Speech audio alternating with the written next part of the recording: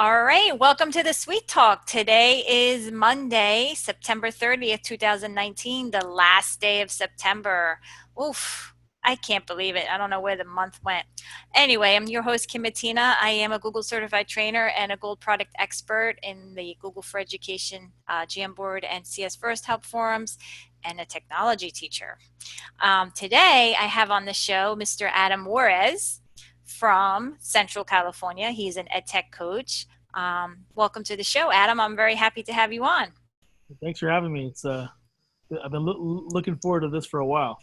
Yeah, I mean, like I follow you, you follow me on Twitter. We have some conversations a little bit here and there, but not much. I know you're always posting things about your blog and in the Sweet Talk Facebook group and other groups, and I'm just glad that you're on and paying it forward and learning from each other. And I think that you have a lot to offer, and I'm just grateful that you're on the show today. Yeah, just becoming a connected educator is like no other. Like I couldn't imagine. I can't remember like life before being a connected educator and how much I learn every day. So it's great. Yeah, definitely. I agree. I always look forward to Monday nights because I learn something new all the time from my guests. It's absolutely amazing. So why don't you tell us a little bit about yourself? Well, yeah, my name's Adam Juarez, and I'm a tech integration coach for grades 6 through 12 out here in Central California. So, for those of you not familiar with California, I am not the Bay Area or LA. You probably would think that we're like the Midwest or Texas. No, it's all farms. I mean, we're at the small rural community where I work. The students I serve are about 95% the children of migrant Mexican farm workers. We have about 4.5% Filipino, and I could probably count all the white students I've ever taught in 15 years on one hand. So Wow. it's, low socioeconomic, a lot of poverty, a lot of gang issues. We have some problem with our water out here too. So it's a lot of challenges to face, but every community has their challenges to face, and that's just the ones that I have to deal with. But this is my 15th year here in this district, fifth year as the ed tech coach, and it's learning more and more every year, trying to get better. Yeah, I find it very challenging just to stay up to date with things, especially with technology, and then always putting in stuff out there, making things available for staff and giving the kids like the most immersive learning experience that you can give them with what you have. So like, being an ed tech coach slash, technology teacher, STEM teacher, anything to do with technology, it's very challenging, I find. And I think that if you're not connected, it's hard to evolve and grow. Yeah, because technology moves so fast. One person cannot be an expert on everything, but I've learned in my experience that I'm connected with enough people that if I get asked a question that I don't know, I can guarantee you I know someone who does know, and I can connect you with that with those people. Like people who know me know that they go to me for stuff, anything to do with Google, but I'll get thrown out Microsoft questions, and I have friends who are MIE experts, and I'll pass them on to them, and we can always find the answer, and that's the beauty of being a connected educator. Yeah, I agree. And Twitter too. Like Twitter's awesome. Like I'll post a question out there and I get my answer like within 5 to 10 minutes. Yep. It's great. It just totally evolved. It's really nice. Anyway, that's not the topic of our show, but maybe we could do that another time. We'll have to get some other people involved in that conversation. But I know you wanted to talk about Google Sites and how they're underutilized, and also certifications for students that you have created some type of platform. So I'm really happy to hear about that. But why don't you talk about Google Sites and your perspective on how it can be better utilized in the classroom? Well, it's interesting that it's probably like last May, the school year was winding down, and we were getting into our summer PD mode. And a lot of our other instructional coaching team was setting up PDs and stuff for teachers to attend during the summer, and they wanted my input on it.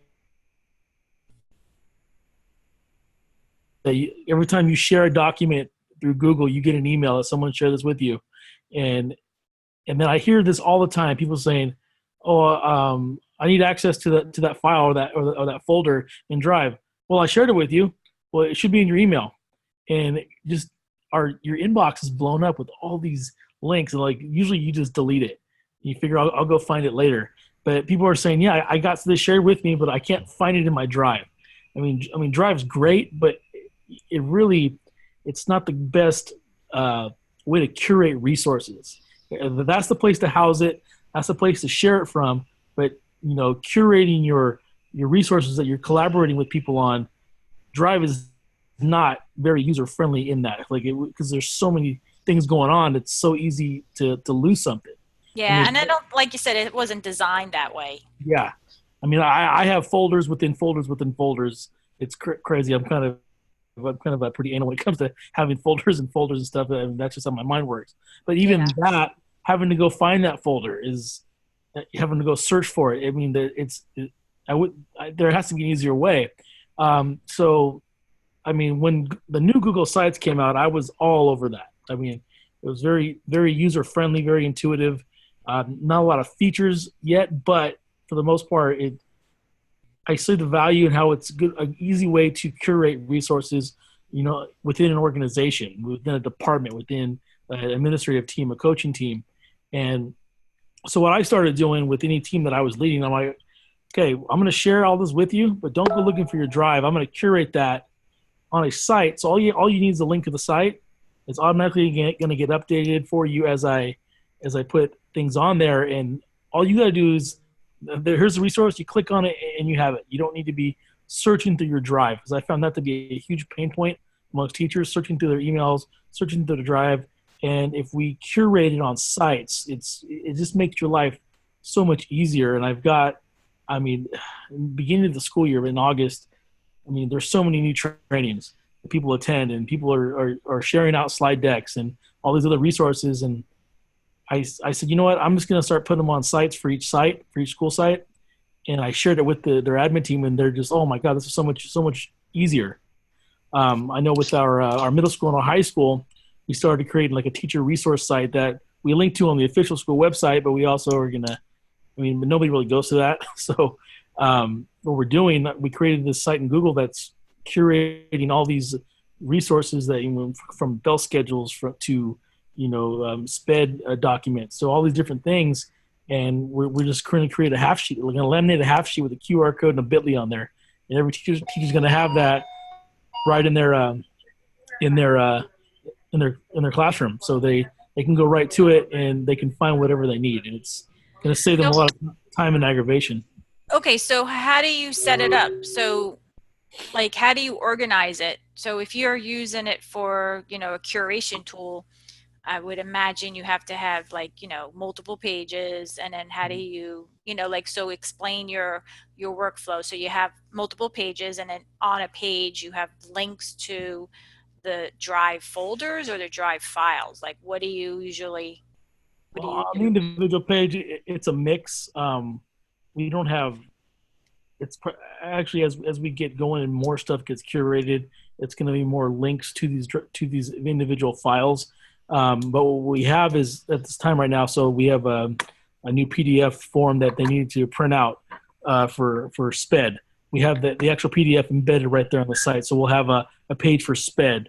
We have a page for their for staff meetings, for PLCs, and then as more and more categories get added to those tabs, we'll make them like drop down menus, and just kind of and I've been working with the admin on what they want, what works for them the best. I mean, I could do it the way I do it, but I've been working closely with our vice principals on like discipline forms. There's a whole a tab on discipline, so all the discipline forms that they need to fill out.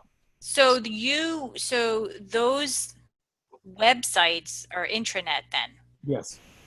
Okay, so then what application is hosting those sites? Well, Like, how do you access those sites so that the public can't see it? well, I mean, it's you can only access it if you have an account within our domain, and we're simply just keeping it. Like I said, once we finalize it, these sites aren't finalized yet completely, but once they're finalized and ready to be pushed out to all the teachers, most of them will end up probably bookmarking it, but we're going to give them like this half sheet that has QR code and a bit.ly to it, so they can have just on reference like on their desk. Oh, okay. So you'll put the links to like all these different sites on a Google Doc or whatnot. That's right. Oh, okay. Because that because that's funny because at my old job, they used. Did you ever hear of Novell Vibe? No, I'm not familiar with that. So that was like an in-house or intranet system that had customizations just for like staff resources, like you said, like lunch menu or PD and PLCs and things that staff needed to know with different links on it, and then it was all in-house. Yeah. That's why I was asking you like what application you used. It was very it wasn't user friendly, but Mm. it did what it like you can see the attendance on there, you can see the kids that came late, like you didn't have to get flooded with all these emails from the main office. They just put everything out there and you were able to see it. But that's why I was asking you. I mean, it wasn't user friendly, but it did what it needed to do. Yeah. I was the one that maintained it, so I know Mhm. it wasn't easy, but Yeah. it did whatever it needed to do. And it's actually a good way of looking at it with sites because you can organize your pages that way, like you said, attendance or PLCs or whatever else you were saying. And then in there you can, there's buttons in there now. You can add Yeah. buttons, you can add forms, like it makes it a lot easier. And I think it is user friendly. It's not intimidating. Yeah, I mean, I worked hard with getting my our vice principals Google certified, so they have the familiarity with it. I don't have to hold their hand anymore when they hey, here. You guys are our editors here. I own it, but you're the editors. You feel free to add whatever you want. And Do they do it? yeah, yeah, Oh, they that's great. it's great. Like it's not on me anymore. I got it started. I said here. I just threw a bunch of stuff together instead of here. I want you guys to organize it how you guys best feel, and then whenever you update it, we're in a meeting. You would just say, okay, refer to your our staff resource site, and they go right to it and they find it. There's no having to send a flood of emails out and people having to search through Drive anymore. Yeah, yeah. Now, do you have a network drive too? Like not Google Drive, but like a network drive? We do, but since we've gone Google, we've kind of not we stopped using it. It wasn't it was very clunky and very not very user friendly, and it you couldn't always connect to it for some weird reason. We have it, we just don't use it. So you find more people are using Drive and they're more Yeah, familiar I with mean that.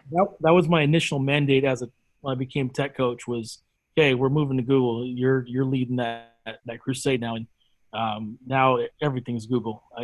Virtually everything's Google. The only people who still use like Outlook are the office staff in the district office. I mean, even our office staff on site, each school site is using Google. So it's yeah, we're pretty much all in Google. Okay. Yeah, that's interesting because like where I'm at, we're like half and half. Yeah, So it's hard, like you have a big district and then you got to transition everybody over. But they were doing that before I got there. This is my second year there, so you know, hopefully, eventually they'll move into getting Gmail. But you never know. I mean, everybody's using Outlook. yeah. And then people are half and half, so you have I some mean, using we have Drive, some the using Microsoft too. It's hard. yeah, we have it where the our Outlook accounts are synced to Gmail, so you can send it to either one. You're gonna find it in You're both still accounts. gonna get it. Yeah, So yeah, that does help for those who still want to live in that in the office world. yeah. I don't know, I'm like you, like you got to go dive in and Yeah, just cut the line. right. That's the umbilical. Yeah, but that's interesting. So that's actually a really good perspective of it. Like, so for me, I can like I manage the school website, the public site, but I know there's things that get sent out all the time to staff at my building, and that would be cool to put it into like a Google site and then just have like the office staff have editing rights to it after, like you said, have them trained and be able to manage it. And then at least it's a one-stop shop. You don't have to get flooded with emails. That's actually the word I use all the time. This is a one-stop shop. You don't, Yeah. there's no searching through your Gmail, no searching through your Drive. It's no searching through the district website. It's right here. It's just for us. Yeah. Yeah. It makes it easier. That's a good idea. You got me thinking now. Yeah, I mean, Google Sites is just a great curation tool. I preach it all the time. And people in our region are starting to use it a lot for digital portfolios with students. Um, it's just a great. I do a whole session. I'll be doing a session in here in about a month at our local Q affiliate event where It's called Set Your Sites on Galleries. It's how to curate student work using sites. It's Mhm. a it's one of my favorite sessions to do, and you don't have to go up and put things on your wall anymore. You can just throw up a QR code. If anybody wants to see it, it's like your wall is now endless now because you can curate so much more student work on the site than you could on your physical wall. I mean, I've almost killed myself a few times trying to climb up the walls and put stuff up there, and now we have a whole safety training because of me falling. Uh, Yeah. You don't want to do that. it's good for my health that I curate student work on sites. Yeah. I'm sure they'll appreciate that a lot. I always get a laugh when I tell that story in that session. Oh, geez. It's funny because I did student portfolios as well using Google Sites, but I did it on the old sites, the Okay. old version. That was So I did that too, and that was not easy teaching kids. That was not a user friendly system. no, so like you could appreciate the new version now. And actually, I was actually gonna try using Wakelet for digital portfolios this year Hmm. for the kids for collection of their work. So I'll let you know how that goes. Yeah, I definitely like to hear about that. Yeah, I'm gonna try it because it's so easy. Last year I did digital portfolios with the eighth grade students, and we did Google presentations, Google slides, Yeah, and it was my first year, and I didn't, I was still filling out a lot of the things there, and I figured everybody knows Google Slides. It's just do Google Slides. This year two, I'm gonna try Wakelet and see how it goes. But I think it's definitely something that, at least like I'm teaching at a middle school, and I definitely think it's something that kids should be using, because when they go to high school, they can put all of their work in the digital portfolio, and then when they apply for colleges or whatever, they have a showcase of their work. yeah, So it's nice. Now you were saying something about certifications. So I'm curious to hear what you did, what you created. yeah. So when I first started, the job after I kicked off the whole Google crusade. Our high school principal's like, all right, I want you to work with all of our freshmen. Our freshmen all take a digital lit class half semester, and then they take like driver's ed second semester. So I'll see all the freshmen. He's like, I want you to help with that. It used to be just like typing. That's pretty much all it was keyboarding. He's like, I want you to go in there and really beef that program up. So I'm co-teaching. So I plan with their teacher. So I used to just go in, a couple times a month and just show them tricks with Google, how to use their account, and it was fine, but I needed to make it more systematic. So it was about that time where I started going through all the certifications. I did my level 1, my level 2. Then shortly thereafter, I did my trainer and innovator, all like within like 2 years. It just kind of snowballed. And as I started coaching teachers on the level 1 exam, I started looking at it. I mean, I know that exam like memorized it. So I've seen it so many times, helping teachers prepare for it. I said, a lot of this is really good for students. So I looked at the exam really carefully, and I'm like, all right. So I looked at all the performance tasks, and I picked out the ones that I thought were most relevant for kids. Not all of them are good for kids. There's stuff that on that educator level 1 exam that are for teachers, but there's like 7 apps that I focus on, which are Gmail, YouTube, Google Calendar, Google Drive, Google Docs, Google Slides, and I'm sure there's one more. I always forget one. Google Sites. So those are all. So I looked. I mirrored a lot of the tasks that you see on the educator level one exam, and I made it for students. So it's a little pared down, but but it's focused. So we the digital lit teacher and I kind of collaborated on it, and we run it through Google Classroom, and I make an assignment for each app, and I have a skill checklist of what they have to be able to demonstrate, and I do a screencast showing it's just me demonstrating all those things, talking them through it. So we have a whole system where they'll come in once every 2 weeks to with me. I'll do a live demo of pretty much what's on the video, and then they have to then the teacher has it set up where each group has a supervisor, and the kids have to show that they've taken notes on it. And then the supervisor checks off, and then they move into their screencast where they have to screencast themselves, showing that they are practicing all the skills and they're talking through it. And when they turn in their screencast, and then they're eligible to test on that app. So when they test on the app, they're sent to me, and I have the skills checklist printed out, and I call out each skill one by one, and they have to demo it live in front of me. And my rule of thumb is if they freeze on something for 30 seconds or longer, I said, all right, you need to stop, go back, study again, and then I'll have you come back and retake it. So they go through that process for all 7 of those apps. And when they're done, I create a digital badge for them, a printout certificate. I kind of surprise them in their classroom and wherever they're at, and like it's like a graduation ceremony.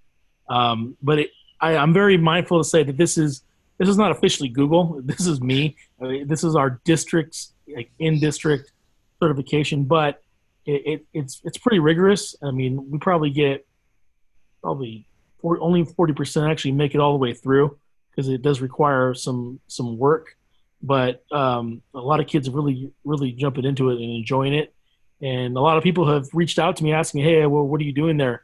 And I started this before Google came out with their official one, which I think they dropped the price. It's like $38 now per student. But I started when it was before they even came out with one. I think the original one was like $75 a student, and I brought that to the Yeah, I district. think so. Something like that. Yeah, I told the district, they're like, well, we'd rather just do yours for free. It's not official, but the kids are still learning stuff. And I make a little badge, and then I make them put them on their email signature, and I tell them email the principal. He loves seeing that. But I told them if someone asks you about it, I say, yeah, this is through our school does this. It's not official, but it does show that you're familiar with it. So my long-term goal, like this, actually, in a couple of weeks when our new quarter starts, I've developed a level 2 version now. That takes all those apps to a whole new level, and they have to create a portfolio on sites as part of it. And Now, what grade level is doing this? so this all starts with ninth grade, and so I see every ninth grader, either in the spring or the fall, depending on when they have that class. And the way that it's going to evolve with my level 2 is that as 10th and 11th graders, they'll have the opportunity. There's no class dedicated to it, but kids who are intrinsically motivated who want to do it, I'm going to allow them during their 10th and 11th grade years to go through my level 2 process. And my end goal is now, by the time they're seniors, they've gone through my level 1, my level 2, I'm going to have them actually take the official certified educator level 1 exam. I've heard that there's a handful of students out there that I've heard have done it and passed it, and it's totally they're allowing them to do it. So I would love to see my seniors graduate with that actual exam, because as you know, that exam's no joke. It's pretty rigorous. Yeah. So No, that's to great. do that, then I think that's my end goal. So I'm about, I would say, 2/3 of the way toward getting to that goal. So this takes the whole year. Uh, It's actually it actually takes a semester. a 'Cause semester. I only get those kids for one semester, and then they switch to a different class at semester. So So how long is this semester for you? Like 3 months? What is that? yeah, it's about 3 solid months. Okay. Wow, that's awesome. So yeah, I've been a lot of people reaching out to me wondering why. I did a whole video call last week with a local district not too far from here, who they didn't want to pay for Google, so they said, "Can we kind of mirror what you do?" I'm like, "Yeah, go for it." I mean, I'm just kind of made it up as I went, and it's seen some results, so it's been fun. Now, would you have them take, instead of the certified educator level 1, would you have them take the student certification one or no? I haven't really looked at it yet. I'm actually going to experiment with my stepson. He's 16. I'm gonna bribe him with a video game. I want you to go through it so I can see and learn and really learn it from a student perspective. And if that ends up being it, then I'll throw that in there as well. But my real goal, I really want them to do the actual educator one, because I think that's going to give our kids a real leg up when they apply for jobs in the colleges. That it's not just a student thing. Like you're doing a Yeah. professional one, and I think that's I'm gonna see how I can fit that in. Because again, I planned this out before Google really jumped on board with their student certifications. So I wonder if I mean, obviously, if they pass, you don't you don't fail them if they fail the certification, right? I no, mean, they passed the class. yeah, as long as they go through the steps, they're gonna Yeah. get credit for the class. Yeah, so like so if they take the test and they pass the certification level 1, then like they obviously would pass the class, they get certified, and then they have something to take with them when they leave. Like Yeah, that's the reward, yeah, so that they can be productive citizens. yeah. I've kind of dangled a little carrot, a little bribery where I once they pass, like I have a list for a year, a calendar year. They have one Tuesday a month. We have it through our food services. We'll do a catered pizza lunch for them. So all the students who've passed, they have 1 year of pizza lunches, and I even invite all the teachers who've passed the actual level 1 exam as well. So that's once a month we have a big party. That's great. I like that idea. I think it gives them some type of incentive, It motivates them, and I mean, you're at a different level, high school's different. I'm at middle school, so like at high school they want to try to be a little bit more marketable when they graduate so that they have some type of, skills when they leave high school, and that's actually given them something that the level 1 will give them something that they can take with them. Yeah, Yours is for your district, but if they can pass the level 1 test, that's great. yeah. So they can say, this is That's what I did. the end game there. I mean, if I look even like farther in the future, I would like to, if I get really familiar and comfortable with the actual official Google student certification, I would like to even push what I'm doing now down to our middle school to prepare them, and Hmm. then high school to do the actual Google certification for students before pushing the older kids onto the actual level 1 exam. Level So 1, yeah. that's the long term plan. It's just in my head, but you know it's one step at a time. I gotta. Yeah, it's one step at a time. And then you need a team, a team of people to help you out with that. That's a lot. But Yeah, I mean, that's great because sometimes, even teachers don't even want to get certified. They don't want to do it. So at least if you're pushing it out to the kids and the kids are doing it, then you really gotta the teachers really have to do it then at that point because they got to yeah, be able to help the kids and support them. yeah. Because like So the teachers, it's kind of good all the way around. as a coach, the teachers can tell me all no all day, but they have a much harder time telling the kids when they're requesting certain things. So, the buzz started happening when kids are showing up. They have our district certification now. Now the teachers are kind of held accountable. Like, oh, I need to be able to really leverage these skills. So, I've been fortunate that our superintendent about a year and a half ago got on this Google certification kick, and she's like, by the end of by summer of 2020, all teachers will be certified. So that kind of fell on me, and we've since she's got on this kick, we have about 88 teachers who've gone through it, and Oh, the past great. level 1, I've and now they're chomping the bit. Now they're all excited about it because I just love that feeling, like that look on their face, that sense of accomplishment they have when they, oh my god, I passed! Like they're Yeah. Like they're surprised. you struggle through it. I'm like, oh, I prepared you for it. Like if you went through my system and I was confident. So Yeah. now they're like, okay, when's level 2? When's level 2? I'm like, well, we're gonna pump the brakes on level 2 because they're changing the testing system right now. So I'm gonna keep my eye on that. But Oh, that's great. Congratulations. I think that's great. It's good all around and you got the support from your admin team. So I mean, it's like you can't be stopped, you got to just keep moving forward. I don't know, Adam, you got to, fill those big shoes there, their expectations. yeah,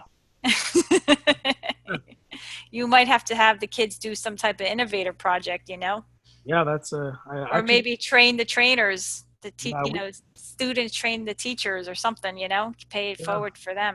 we've been doing some like ones where the kids are doing screencasts in different languages because we have a high Filipino population. We're doing in Ilocano and Tagalog. The students are like making screencasts for how to do anything in G Suite so their parents can learn. So Yeah, that's awesome. I've been giving them service hours for that. So that's been fun. Yeah, you know, they got to give back. Yeah. Definitely. That's awesome. Good for you. That's nice to hear.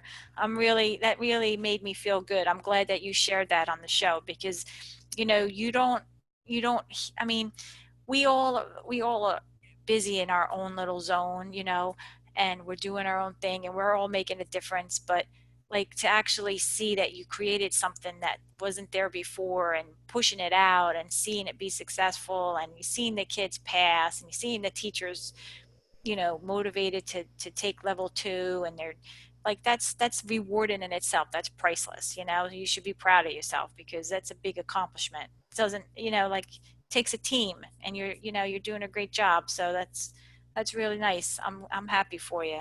Well, thank you. Yeah, that's awesome. That's what it's all about, you know. Oh, It's what it's all about. That's what I say. It's pay it forward.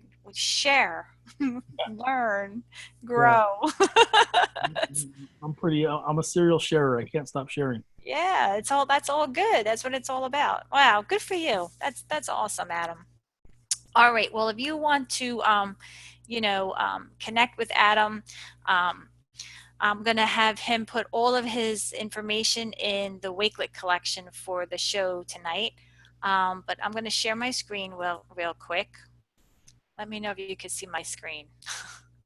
Can Yep. you see it? Okay. So You you want can a visit. What's that? you want a pixel book? Yeah, All right, I recognize it. I love my Pixel I book. love mine too.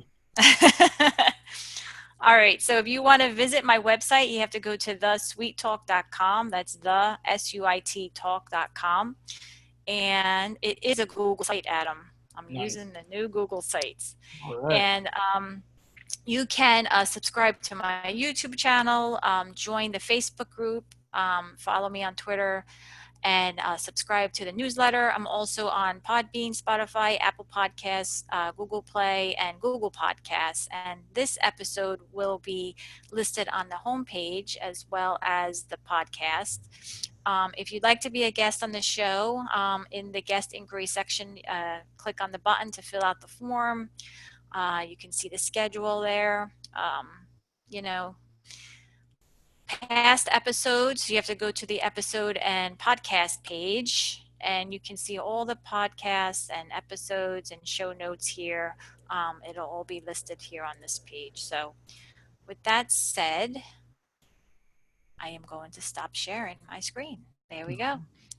Um, so that's my show for tonight. Well, thanks for being on. I really appreciate it. It was so nice talking to you. You got my mind thinking about the intranet Google site. So I'm going to try to pitch it and Yeah. see how it works. You know, you never know, right? So Oh you yeah. try.